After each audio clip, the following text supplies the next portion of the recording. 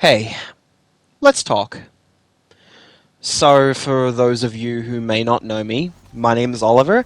I've been running this YouTube channel for a long time now, mostly for, just posting, the kind of random video game clips that I find funny or really anything of the sort. Every now and then, for a while, I would do a video where I just sort of needed to vent. Or alternatively, what I'm going to be doing is having that same conversation, but on Spotify as well, for those who are interested in just hearing sort of like someone talk. So as I said before, my name's Oliver. I had a show, well, a sort of short video series where I sort of just talked um, about really anything that I was dealing with at the time. Sometimes sharing advice, sometimes sharing stories, sometimes just talking about anything really. Um, where do I even begin? So I'm from Australia, if the accent wasn't clear. For those who have never seen the series before, it used to be called Otter Speaks, which is fairly silly because it's literally just my persona. It's a little, yeah, but for right now, I'm sort of taking it in sort of a new direction. So let's have a conversation, just you and me, and anyone else who may be listening. Kind of recording this for myself, but if someone listens, that's great. I would really appreciate it. Um, where to start? Well, October. It's currently October when I'm recording this. It's sometime in the middle of October at the moment. October and I have a funny history. Um, I don't know if anyone else can sort of relate to this, but October is my version of a cursed month. I don't know. Sometimes people might have a cursed day. Maybe it just so happens to fall on a Friday the 13th, or maybe it's just like something bad happened, and then it seems like every year something bad happens on the same day. For me, that's the entire month of October, usually from start to finish, but it tends to usually be in the middle. At the moment, things are fine, which is weird. This is the first time in quite a few years where in October hasn't been some sort of really horrible traumatic event or something ridiculous or something that really sort of takes control of the rest of the year and most of the following year up until the next October when something else bad happens. I was 16. I had a family pass away in October. I had a couple. I think I've had one or two breakups in October. I've had a couple of more family members pass away in October. Um, it's just the month that I believe is just legitimately cursed. And the reason why I'm sort of talking about this is I kind of want to just share my story when it comes to that kind of thing, because I never really believed in curses and all the like, but maybe there's something I can share that might help someone else. Um, I'm in my mid-20s now. I started recording random stuff for this YouTube channel when I was, God, I would have been anywhere between 12 to 14, and that would have been 2000 and, like the early 2010s, I'd say. Um, but a lot of things have changed since then, obviously. Um, Stuff about my identity, stuff about my personal life and like people around me and that kind of thing. But at the moment, it's more just dealing with what I'm dealing with and feeling just this need to want to share. So I will. Um, when it comes to October, as I've mentioned, a lot of bad things have happened there.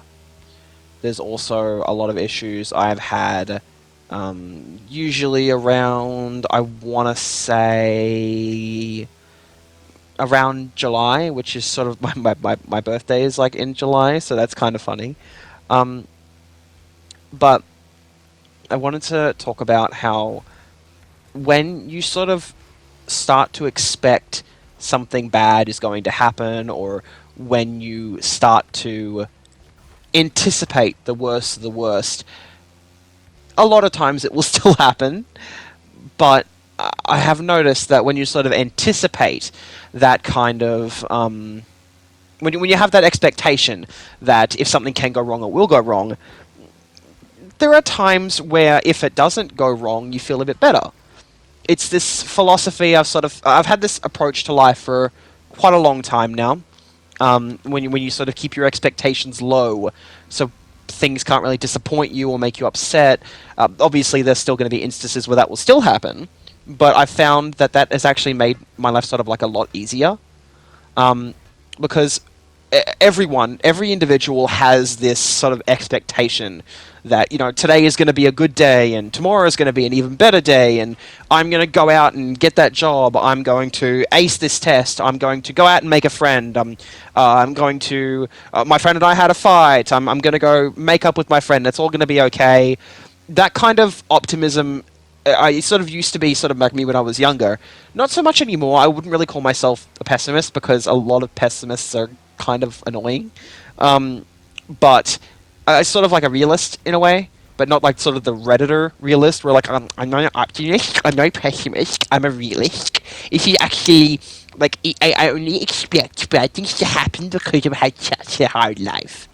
No, it's not like that. It's just this sort of feeling you get when you know it's just going to keep happening over and over, and you just sort of have to live with that.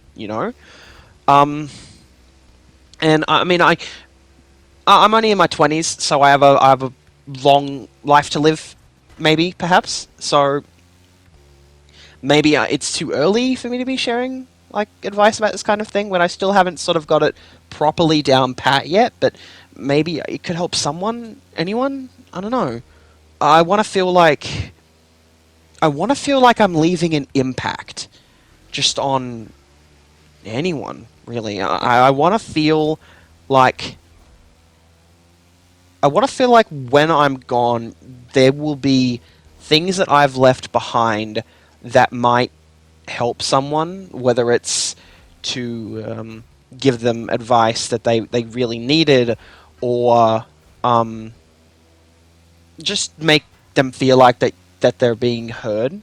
Because a lot of people seem to misunderstand that a, a lot of people who deal with like depression and a variety of other issues, those people are not particularly looking for attention, looking for sympathy.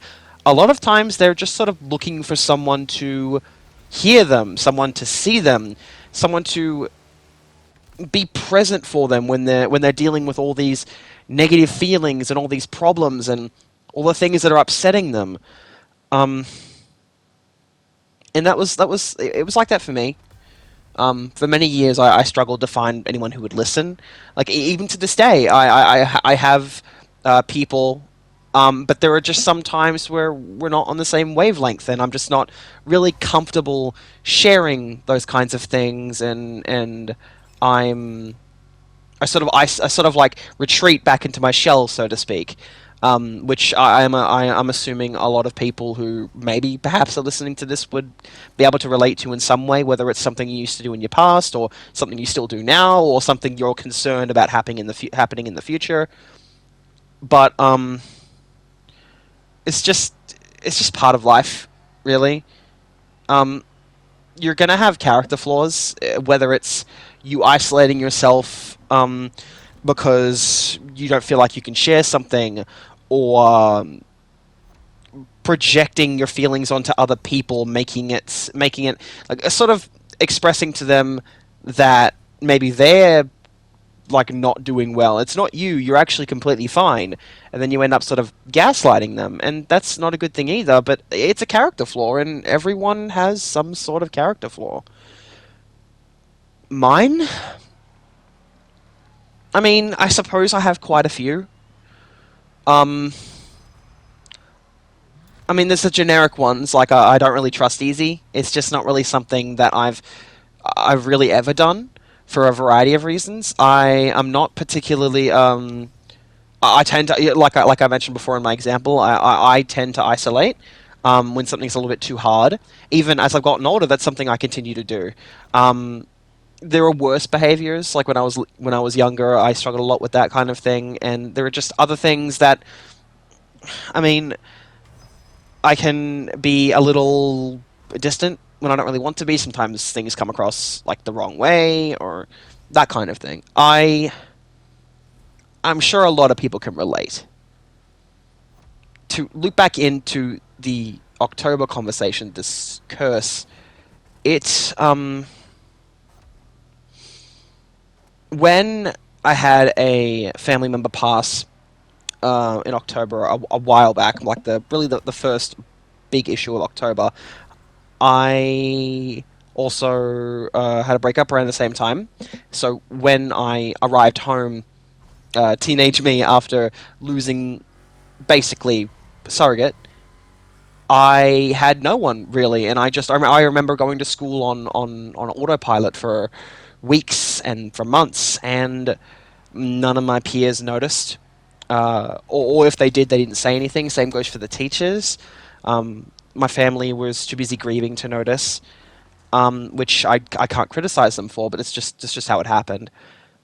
And I developed this isolation complex where I feel like every time something bad happens, I need to sort of crawl back into my shell.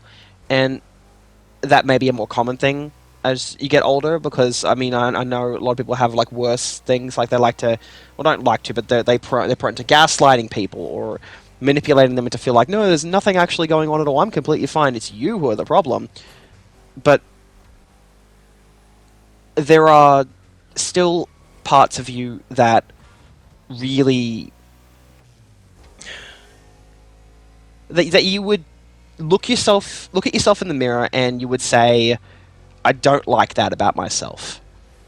And can I change it? There are a lot of things that I can't change for a variety of reasons, but there were a lot of things that I could.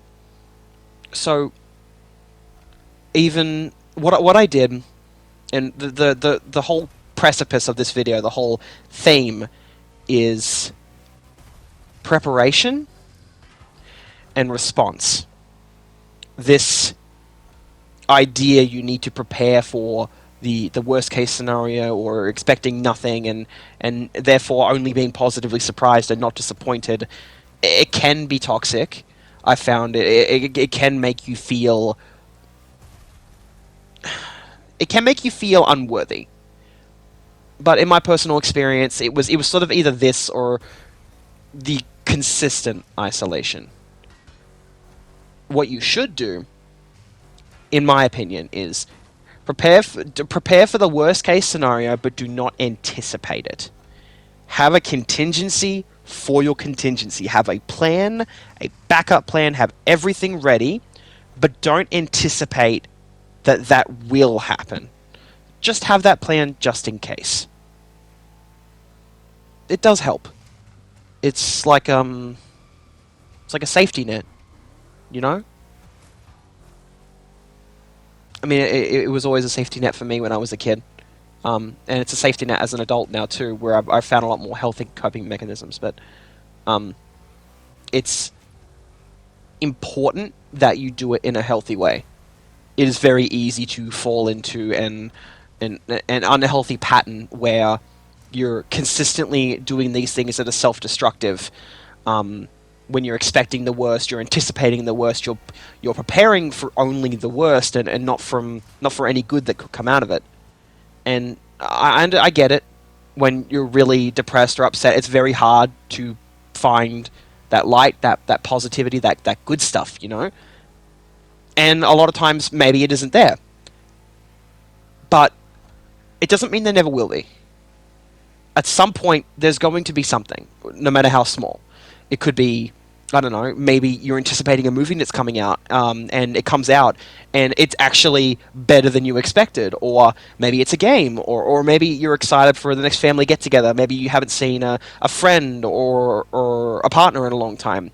Maybe there's an ex-partner that you're on good terms with. I don't know.